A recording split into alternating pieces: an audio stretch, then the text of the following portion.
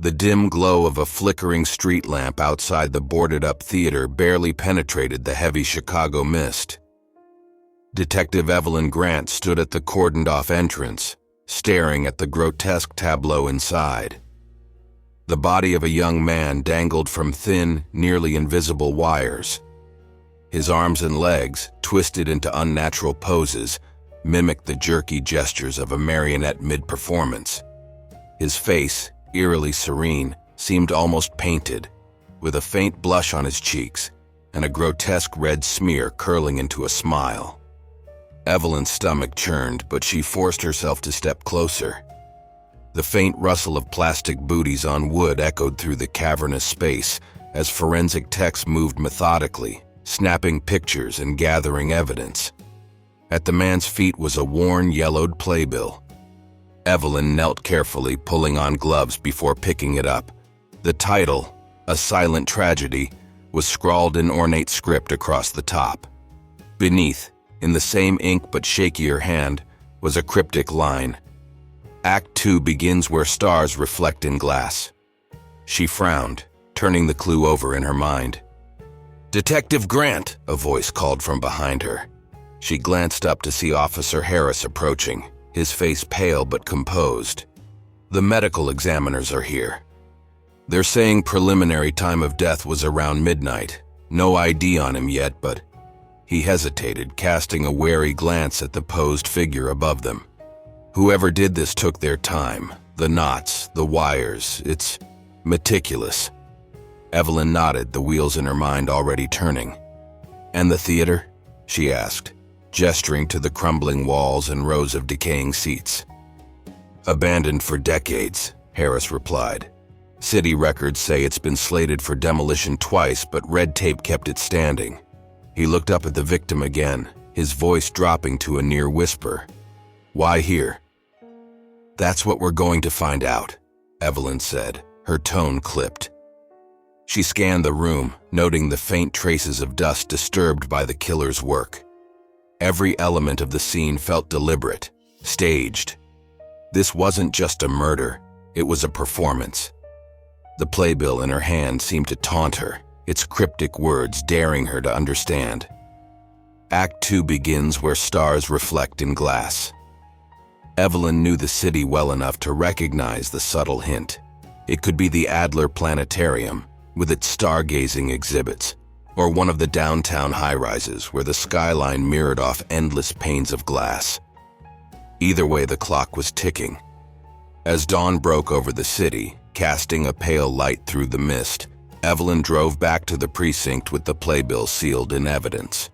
Her desk was already cluttered with files, reports, and a cold cup of coffee, but she barely noticed. This case wasn't just about catching a killer. It was about unraveling a mind steeped in shadows and obsession.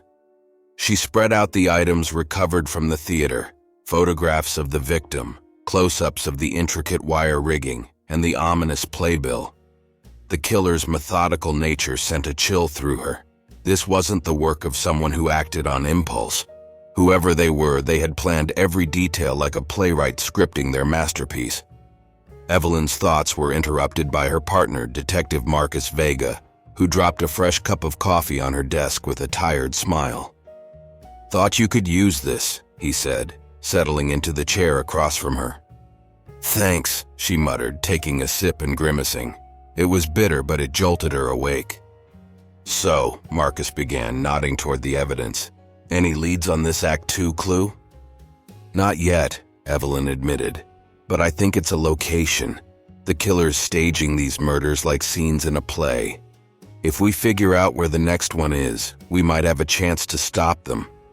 Marcus leaned back, rubbing his temple. "You think this is the start of a series?" Evelyn gestured to the playbill. "It's not just a calling card, it's a script. Whoever this is, they're planning something much bigger. This," she pointed to the victim, "is just the prologue." For a moment, the two detectives sat in silence, the weight of the case settling heavily between them. Chicago was no stranger to violence, but this was something different. Something theatrical, calculated, and chillingly personal. By mid-afternoon, They had compiled a list of potential locations matching the playbill's clue. The planetarium topped the list, followed by several upscale buildings in the loop. Evelyn and Marcus split up, each taking a set of addresses to check. As Evelyn drove through the crowded streets, her mind wandered to the killer. What kind of person could create such a macabre display and then leave a clue behind as if inviting the police to play along? Her thoughts were interrupted by a call from Marcus. "Evelyn," he said, his voice tense, "you need to get to the corner of Wabash and Randolph. There's something you need to see." Evelyn's pulse quickened as she made a sharp turn, sirens wailing. When she arrived, Marcus was standing near the glass facade of a high-rise, gesturing toward the ground. There, just inside the building's lobby, was another playbill. This one was pristine, placed on a polished marble floor as if waiting for an audience. The title, "Reflections in Broken Glass," sent a shiver down her spine. Evelyn knelt to examine it, the weight of the case pressing heavier with each clue. The game was escalating, and the killer was always one step ahead. As she rose, the feeling of being watched prickled at the back of her neck. Somewhere, she knew, the mastermind of this twisted play was watching, waiting for the curtain to rise on the next act. Evelyn stared at the pristine playbill, her gloved fingers brushing lightly against its surface. The crisp folds, the smooth texture. It was freshly made, intentionally placed to ensure it would be found. On its cover, the words "Reflections in Broken Glass" gleamed in gold ink, the lettering theatrical and ornate. Beneath it, a chilling inscription read, "Curtains rise where whispers echo loudest." "Whispers echo loudest," Marcus repeated, his brow furrowed. He scanned the lobby, his gaze lingering on the floor-to-ceiling glass windows that reflected the bustling street outside. It's cryptic, but it feels deliberate, like it's meant to confuse us. "It's also a taunt," Evelyn said, her tone tight. "They want us chasing shadows, but if we can decipher this clue, we might get ahead of them." She gestured to the reflective surfaces around them. "This location fits part of the last hint. Stars reflect in glass. They're leaving breadcrumbs, but the trail feels fragmented." Marcus nodded, but his expression remained grim. "We should canvass this area. Maybe someone saw something. Placing this in broad daylight would have been risky." As the forensics team arrived to comb the scene, Evelyn and Marcus started questioning bystanders. The streets were teeming with people, shoppers, office workers, tourists, but no one reported seeing anything unusual. The playbill had simply appeared, like a ghostly calling card. By the time they returned to the precinct, frustration was mounting. Evelyn dropped into her chair, massaging her temples. Her desk was now a sea of paper, case files, notes, and images of the staged victim. The killer's precision haunted her, each detail feeling impossibly calculated. "Let's break this down," Marcus said, pulling up a chair. "We've got 2 clues now. Stars reflect in glasses led us here. Now we've got whispers echo loudest. What does that mean?" Evelyn leaned forward, her elbows on the desk. "Echoes could be acoustics, a theater, or maybe somewhere underground like a subway tunnel. Could also mean a location known for secrets or gossip," Marcus added. "Bars, speakeasies, even hotels." Evelyn grabbed a marker and began listing possibilities on the whiteboard. As the list grew, the sense of urgency deepened. Each passing hour felt like a missed opportunity, another step closer to the killer's next act. Just as the room fell into silence, a knock at the door broke their concentration. Officer Harris entered, holding a folder. "We've got a name on the victim from the theater," he said. "Mark Hayward, 28, local stagehand, worked freelance in a bunch of small theaters around the city." Evelyn's mind raced. "The killer's targeting people connected to the theater scene?" "Seems likely," Harris replied. Hayward's colleagues described him as quiet, hard-working. No known enemies, no significant drama in his life. "Except for being strung up like a puppet," Marcus muttered grimly. Evelyn tapped the marker against the board. What if the killer's not just targeting theater workers? What if they're staging a show of their own? The room fell silent as the implication sank in. The killer wasn't just committing murders. They were creating a macabre performance, each victim a character, each clue a part of the script. Later that night, Evelyn sat alone in her apartment, the city's noise humming faintly beyond her window. The day's events played on a loop in her mind, each detail pulling at her thoughts. She opened her laptop and began searching for connections. Small theaters, actors, playwrights, any thread that might tie the victims together. Her search led her to a blog dedicated to Chicago's underground theater scene. One post, dated years earlier, mentioned a mysterious puppeteer known only as the Puppetmaster. The article described elaborate performances using lifelike marionettes, staged in abandoned venues and secret locations. The shows were mesmerizing but unsettling, leaving audiences both in awe and unease. Evelyn's pulse quickened as she read further. The Puppetmaster had vanished from the scene abruptly, leaving behind rumors of obsession and paranoia.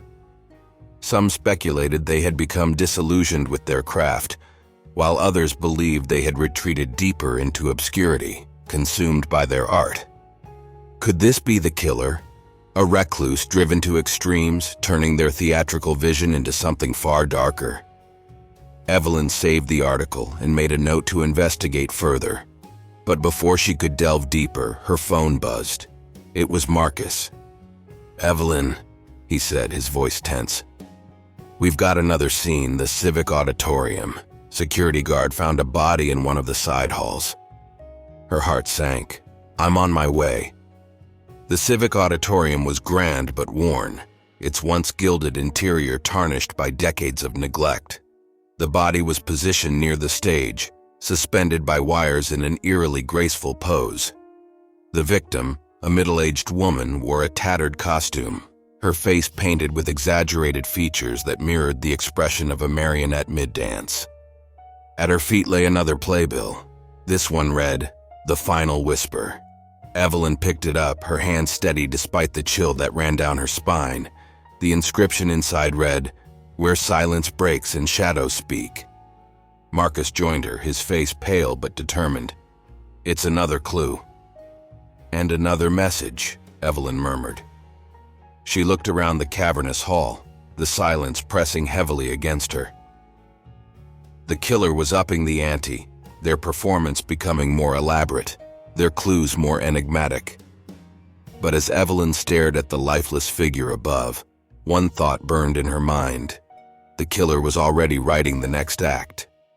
The Civic Auditorium buzzed with activity, its haunting grandeur muted by the presence of crime scene tape and police radios crackling in the background. Evelyn stood in the shadow of the stage, staring at the lifeless figure suspended by thin wires. The victim's painted expression, a grotesque mimicry of joy, lingered in her mind. This was no longer just a case, it was an obsession. Marcus knelt beside the evidence bag containing the latest playbill. "The Final Whisper," he read aloud, "and that clue, where silence breaks and shadows speak. What does it mean?" Evelyn crossed her arms, pacing slowly. The killer's making a statement. They're choreographing these scenes with purpose. Shadows, maybe a location with dramatic lighting, a spotlight, a place where shadows play a role. Or somewhere known for silence, Marcus offered. Libraries, old churches, even soundproofed spaces. Evelyn nodded, her mind racing. The Civic Auditorium itself could have fit the description, but the killer had already moved on. The clue pointed forward, to another act in their macabre production. "We need to find out more about this victim," Evelyn said. "The pattern is emerging, but we're still missing pieces. If this woman is connected to the theater world, it'll confirm the killer's fixation." Marcus rose, glancing at the stage. "I'll get Harris to pull her records. Maybe she worked here or had ties to someone who did. Meanwhile, you should get some rest." Evelyn gave him a weary smile. "You know I won't."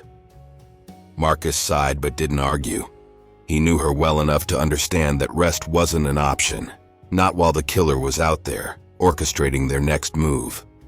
Back at the precinct, Evelyn sifted through the files with a singular focus.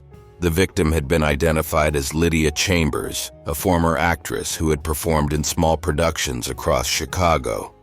Though her career had faded in recent years, she had once been part of a tight-knit community of struggling artists. "Another theater connection," Evelyn muttered. She flipped through Lydia's file, pausing at a black and white photograph of her in costume. The caption named the production, "The Puppetmaster's Tragedy." Her breath caught. That title, paired with what she had read about the Puppetmaster, was too coincidental to ignore. Pulling up the old blog post on her laptop, she scoured for more information.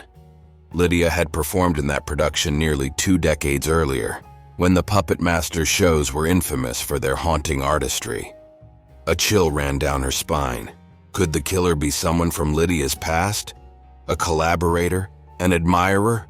Or even the Puppetmaster themselves, consumed by their own obsession? Evelyn's thoughts were interrupted by a call from Marcus. "Got something," he said. Harris found an old report on the Civic Auditorium. Turns out Lydia used to rehearse there with a small troupe. She wasn't just the victim, she was familiar with the place. "She was chosen for a reason," Evelyn said, her voice tight. "The killer's not picking targets at random. They're staging a story, and the victims are part of it." Marcus hesitated. "There's more. The troupe Lydia worked with. It disbanded after their director disappeared under mysterious circumstances. Name ring a bell? Elias Greaves." Evelyn froze. "The Puppetmaster." "That's the theory," Marcus confirmed. "Greaves went underground after his final show was canceled mid-run. No one's seen or heard from him since. Maybe he's resurfaced, with a vengeance." Evelyn and Marcus pored over the files late into the night. Each clue seemed to point back to Elias Greaves, but the evidence was circumstantial at best. Greaves had been a genius in the theater world, a visionary whose work blurred the line between art and obsession.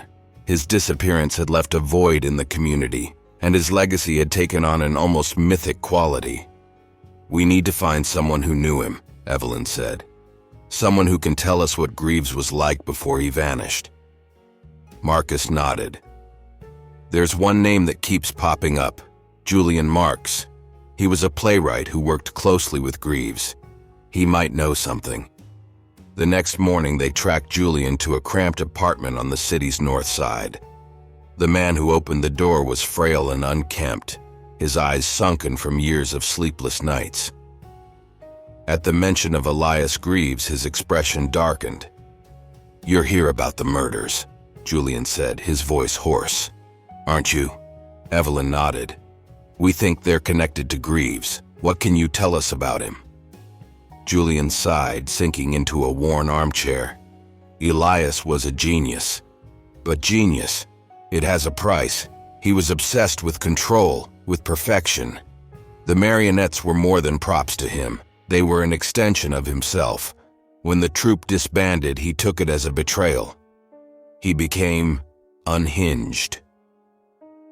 "Do you think he's capable of this?" Marcus asked, showing Julian a photo of the crime scene. Julian flinched, looking away. "Elias always talked about creating a masterpiece, something that would immortalize him. If he's behind this, then he's finally doing it. But it's not art, it's madness." Evelyn leaned forward. "Where would he go? If he's staging these scenes, he must have a base of operations, somewhere familiar." Julian hesitated before answering. "There was a warehouse near the river. He used it for private rehearsals. It was his sanctuary." The warehouse stood like a monolith against the gray skyline, its windows dark and uninviting. Evelyn and Marcus approached cautiously, their weapons drawn. The faint smell of dust and decay filled the air as they pushed through the rusted door. Inside, the space was cavernous, filled with towering shelves of marionette parts, heads, hands, limbs, all meticulously arranged. In the center of the room was a stage, its velvet curtains drawn back to reveal a new figure suspended by wires. It wasn't a victim, but a mannequin, posed like a puppet mid-performance. In its hand was another playbill, the title glaring in bold letters, "The Final Act." Evelyn's pulse quickened. The killer wasn't finished, but they were getting closer to the finale. The warehouse was deathly silent, the air heavy with dust and the faint smell of varnish. Evelyn approached the mannequin slowly, her eyes scanning the scene for traps or clues. The figure was eerily lifelike, its painted face frozen in a sorrowful expression. Thin wires held it aloft, casting sharp shadows on the cracked concrete floor. Marcus moved cautiously behind her, his flashlight cutting through the dimness.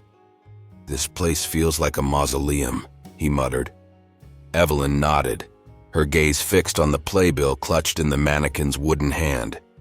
She gently removed it, the thick paper cool under her gloves.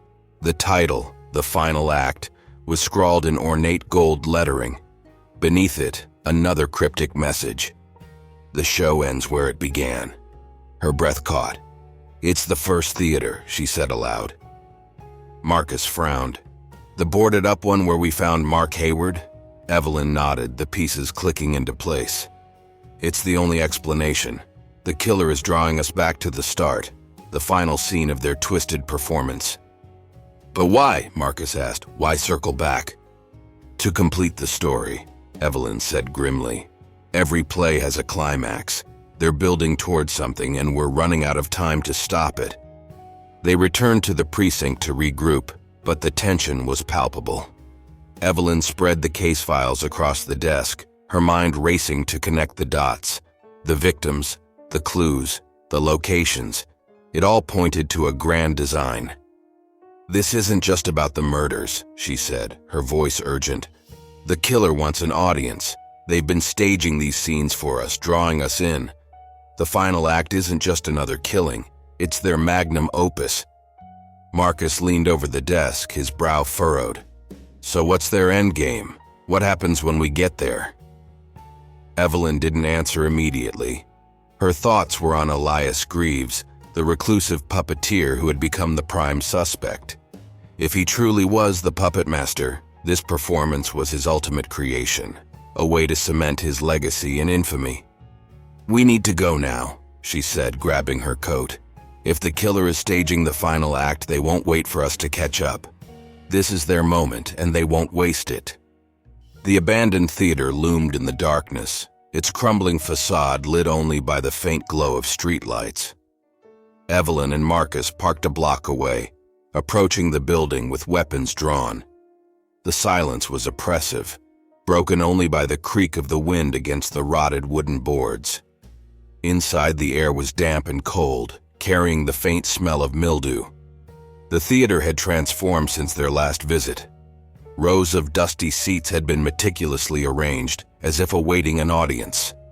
The stage was lit by a single spotlight, casting a stark beam onto the center. There, suspended by wires, was a figure. Evelyn's pulse quickened as she approached, her flashlight revealing more details.